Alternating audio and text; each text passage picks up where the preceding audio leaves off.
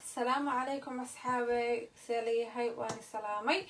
إن بريها وأنا جم قلنا مشغول يد اسكو ديارين بالغو جيري ما أنتو حاني هيا وحبياته أو وجهك قروح كاغا ديغايا انتي ايد بلي سو غلين oo ah wajiga inuu qurux kaaga dhigo ilaa 2 bari 3 bari insha Allah tijaabi hadaa ka heshana hoos igu soo qor insha Allah waxaan filayaa inuu qurux ka dhigi doono aana jeclaan doonto simple kan tusaayo halka waxaan ku haystaa corn flour waa tan qofka rabo inuu soo gato waa tan aad u isticmaala baashan aad u fiican wajiga qurux kaaga dhigaysa heeraha iyo madowga iyo wasaqda ku saaran ay ka baabiinaysa iyo daalka adiga jeclaan doona insha Allah waa halkan aan ku soo shubtay okay halkan waxaan ku haystaa plain yogurt waan ku haystaa asagana waa u jeedaan halkan waxaan ku haystaa kafayga ama coffee-ga sida u garanaysaan insha Allah waxaan ku shubanayaa kafayga ku shubanayaa insha Allah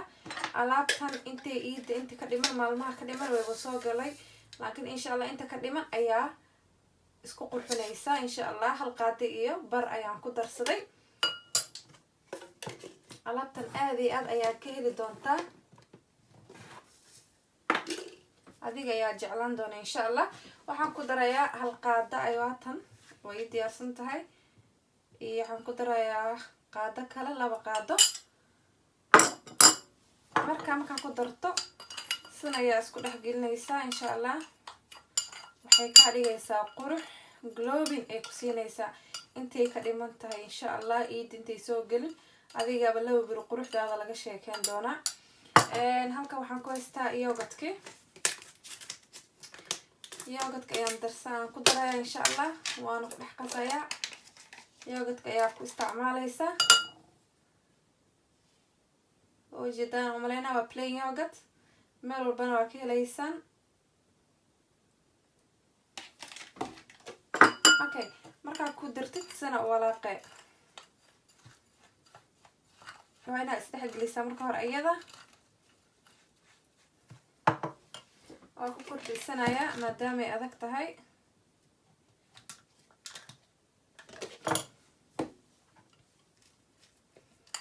waxay ka dhigaysaa alaabtan maasha Allah kaal iska arag qurux oo laga sheekeyn karin alaabtan oo iga dhamaatay gurigeyga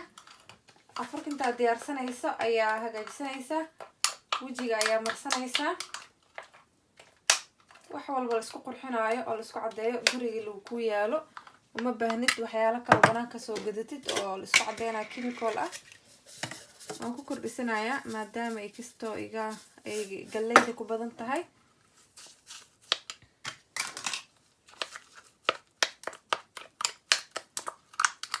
adiga ba ka sheekeen doona maasha Allah kaal iska arag ay ka dhigaysa inta ku soo hartan waxa ku subinaysa saacad yar ayaa ku shoonaysa insha Allah fridge-ka ayaa gelinaysa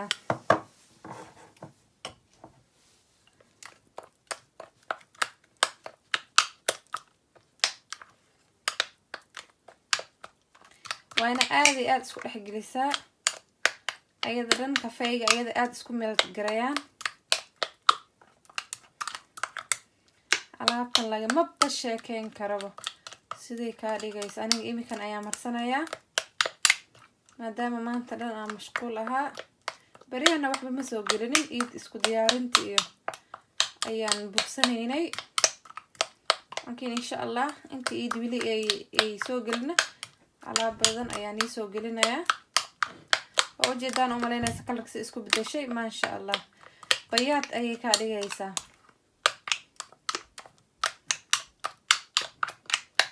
aad inay isku dhex gasho ayaa la rabaa